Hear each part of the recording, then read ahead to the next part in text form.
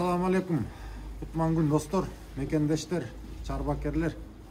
Кудай буйрса аман эсен жетип келип алды. Атай малга кеткенбиз. Ушул буга чейин сүйлөшүүлөрдү жүргүзүп, макулдук болуп анан кудай буйрса бүгүн учуп келип алдык. Артыңыздарда 2 жаш Абирдин аңгыз тукумундагы кунажындар. Сапаттуу мал жөнүндө айта кетейин да. Көбүндө учурда эмнеге малдар кымбат болуп атат деген суроолор болуп атат. Анын биринчи себеби биз азыр орус мамлекетинен гана алып атабыз да. Рубльдин курсу өтө чоң таасир берет да бул малдын баасына. Экинчиси логистика. Логистика өзүңүздөр билесиздер, акыркы убакта чек арадан көптөгөн жүк ташуучулар өтпөй, бул жерден фракт кымбаттап кеткен. Үчүнчү болсо ушул малдын ар бир башына биздин Кыргызстан мамлекетине уруксат кагазын аласың да.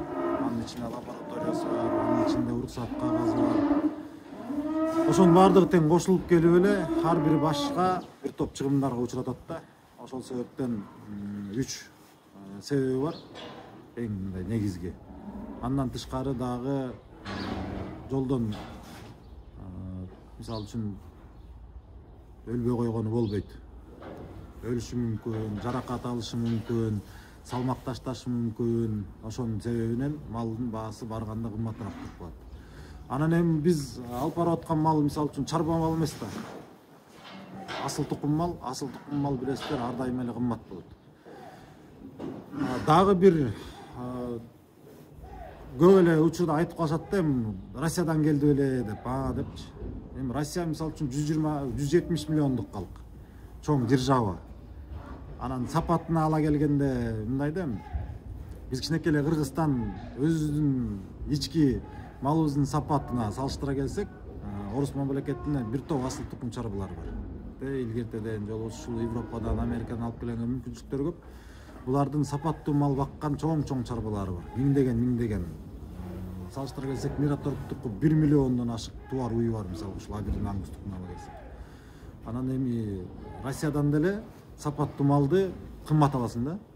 Анан ошолордун бири мына могул 2 жаш кунажындар бооз. Кимге ушундай 2 жаш бооз кунажындар керек болсо, байланыш номерин айта кетейин. Ысык-Көл областы, Ак Суу району, Рейнек кеңеш чарбасы 0700 06 0000. 0700 06 0000 бул сатуу бөлүнү. Могу кунажындар тирүү салмактары 450дөн 470 кг чейин. Мына ушулар бооз, 5 айдан 6 айга чейин бооз. Мына Кудай буйрса ушул биздин 2026-дага аманчылык болсо, ошо 2026 жазда туй турган кунажындар. Эттерин көрүңүздөр. Багуу системасы менен ушундай бункер деп коет. Ушул бункерге 2 тоннадай жем батат. Астын астапка тартып койсоң, мына ушунун ичинде жымыкы бар, улпагы бар, арпасы бар, жем, май, шрот, соя бардыгы бар. Мына эми багылып турган акыбалын көрүңүздөр да. Карачы, бардыгы тең эттер. Булар эт багытында. Булар 60 ургачылар эле 60% өзүнүн негизги көлөмүнөн 60% эт берет да. Букалары болсо 63, 67%га чейин эт берет. Мына ушуларды эми эсептей бериңиздер. Азыр орто салмагы мисалы үчүн 450-470 кг менен алына турган болсо, мисалга, эгер боордолгон мал болсо, ошондо эсептеңиздер, эми 60% эт. Албетте булар эми асыл тукум мал.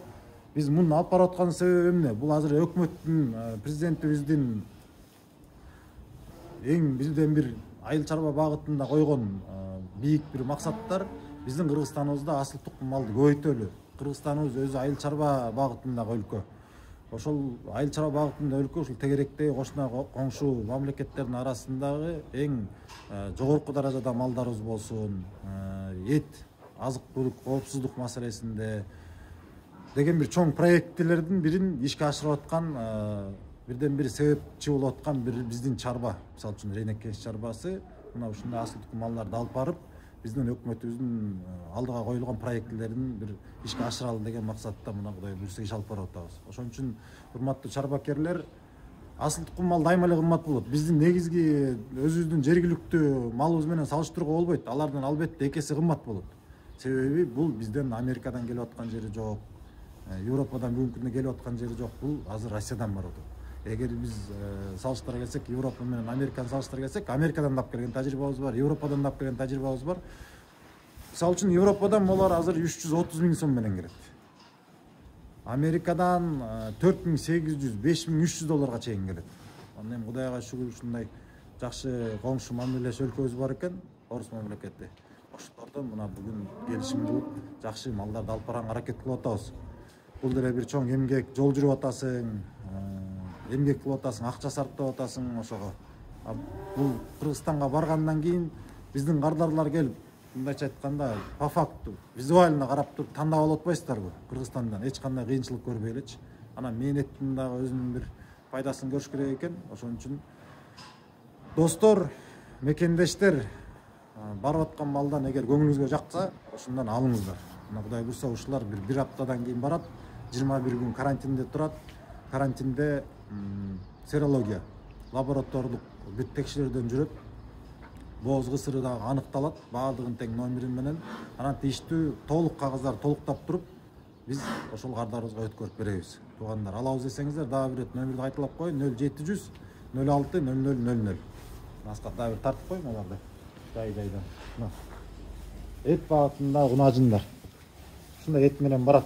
Олар эми жолдон бир аз таштайт, бирок бир 10 күндө кайра эле калыбына келет. Кудай буйрса бооз 2 жаш кунажындар. Машалла, көз тийбесин.